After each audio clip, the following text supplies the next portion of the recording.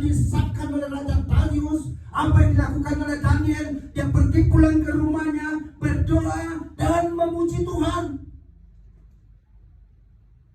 Dia tahu ada ancaman kematian, saudara, bahwa kalau dia membantah, dia harus masuk ke gua singa. Dia tidak mundur, dia tidak takut. Kadang-kadang kita takut. Persoalan kecil saja kadang-kadang kita sudah takut. Dia tidak mundur, dia tidak takut. Dia datang, justru dia datang berdoa, memuji Tuhan 3 kali sehari kata Alkitab, seperti yang biasa dia lakukan. Ketika itu sudah dilakukan, Daniel selamat nggak? Masuk gua singa nggak? Tetap masuk dia. Tetap masuk, saudara. Dia masukkan. Tapi saudara, ada rencana Tuhan di baliknya. Itu bukan Tuhan tidak bisa menghalangi agar dia tidak masuk. Tidak. Tuhan izinkan proses itu berjalan. Tapi ada hal yang hebat mau tunjukkan. Apa? Ketika dia dimasukkan ke gua singa, mulut singa itu Tuhan buat tertutup. Raja heran, orang-orang istana heran. Dari situ banyak orang percaya kepada Tuhan. Orang-orang yang sirik itu tadi dimasukkan sama-sama ke dalam. Sekali masuk semuanya tinggal tulang-tulang. Dimakan singa itu.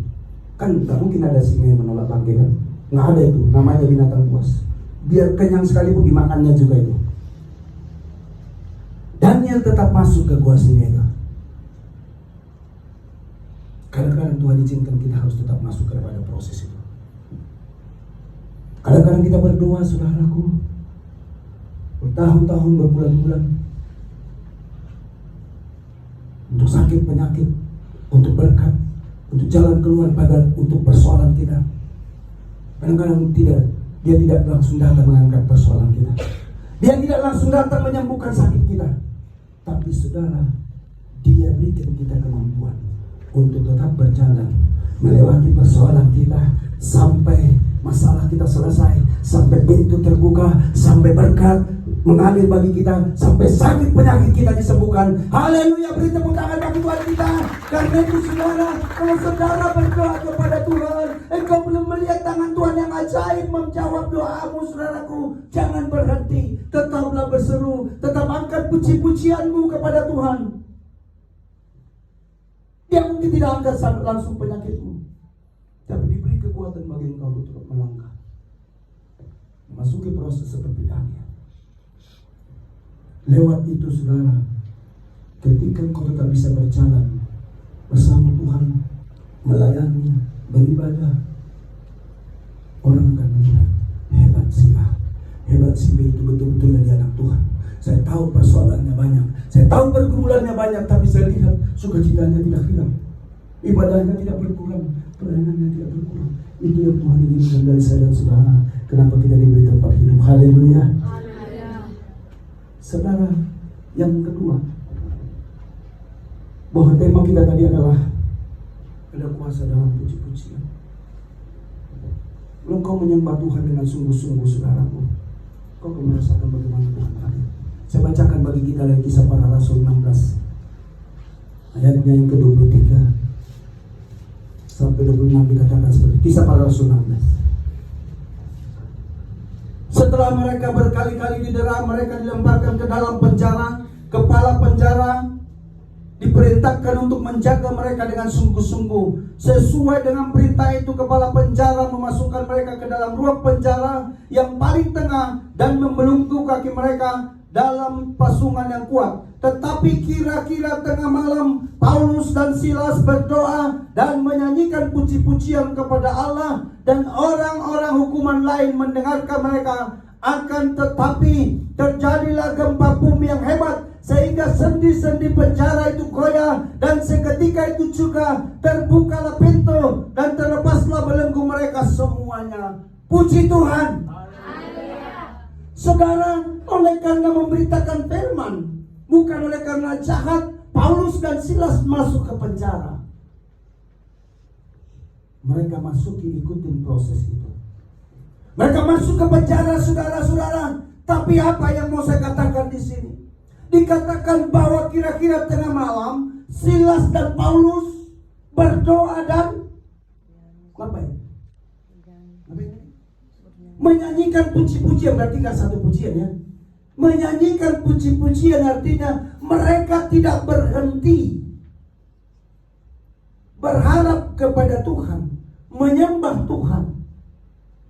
Badan mereka memang dipenjara, kaki mereka dikatakan dibelenggu, tempat mereka di tengah-tengah dari ruang penjara, kepala penjara menjaga mereka. Artinya tidak ada no hope, tidak ada harapan untuk keluar, tidak ada harapan untuk lari. Tapi mereka buktikan, badan mereka bisa dipenjara, tapi iman mereka tidak. Haleluya, beri tepuk tangan bagi Tuhan kita. Saudaraku, masalah boleh ada di dalam hidupmu, tapi imanmu jangan berubah. Tidak ada orang yang hidup yang tidak punya masalah. Ya, tidak ada. Tadi teman saya ikut sini, Pak Yobi. Dulu teman saya kerja 10 tahun melayani di Batam. Tidak secara kebetulan ketemu kemarin. Jabatannya sangat tinggi di sini, di Cameron Oil and Gas. Tapi dia juga punya masalah, sakitnya. Dia cerita kemarin. Saya bersyukur. Saya tak pernah naik mobil Alphard. Di sini saya naik Alphard di bawahnya 2 hari. Ini saya baru dicek tadi, Pak. Nanti habis ibadah jam 5 kita makan sama. Nanti saya antar lagi ibadah. Dia ikut tadi ibadah. Dan saya bilang ke dia, Pak, tolong bantu pelayanan kita. Berdoa saudara, biar dia di sini. Amin. Amin. Nanti saya kasih nomornya kepada Pak Pendeta.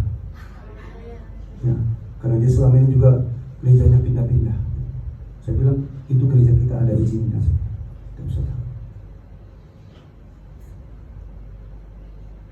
Saudara-saudara yang kasih dalam nama Kristus, semua orang memiliki pergumulan. Tapi jangan biarkan penyembahanmu berkurang. Saudara-saudara pelayan, kalau engkau melayani di sini, melayanilah dengan sungguh-sungguh. Melayani sungguh-sungguh. Kau akan melihat nanti bagaimana Tuhan bekerja bagi engkau. Semua katakan, tadi pagi saya katakan, mulai kelas 3 SMP saya sudah ikut-ikut melayani Tuhan di Medan, di kota Medan. Zaman itu saudaraku belum ada listrik, belum ada HP, nggak punya apa-apa. Kalau mau ibadah, saya ada 5 orang laki-laki itu dulu, pemuda. Kami berbagi tempat, berpencar, menjemput yang cewek-cewek. Nanti setelah dijemput, diantar ke gereja, antar balik pulang.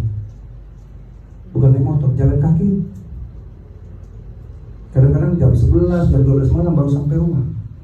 Pulang perginya jalan kaki. Yang kadang-kadang yang susahnya kita sudah jemput jauh-jauh, dia bilang, maaf ya bang, saya nggak ibadah, saya lagi malas. Ada lagi bilang, maaf ya bang, saya nggak ibadah, kenapa? Enggak, ternyata pacar saya punya pacar lagi. Sedih banget dia mau ikut Yesus ini. Saya pikir juga betul, Tuhan sedih kali ya mau ikut Yesus ini. Kita baik-baik datang menjemput jalan kaki loh saudara. Tapi dia bilang gitu. Ini mau saya katakan sekarang, mungkin saudara sering sekali mengajak orang lain datang beribadah, tapi 7-10 kali dia tidak datang, tetap saja ajak dia. Itu pelayanan juga saudara. Mengajak orang beribadah, mendoakan orang itu juga pelayanan. Tidak harus seperti di sini. Amin. Tidak harus di sini. Engkau ikut menyembah Tuhan itu juga pelayanan. Engkau dengarkan firman Tuhan itu juga pelayanan. Nah saudara-saudara yang kekasih, dalam nama Yesus dikatakan mereka berdoa, bernyanyikan puji-pujian, dikatakan orang-orang lain mendengarkan mereka.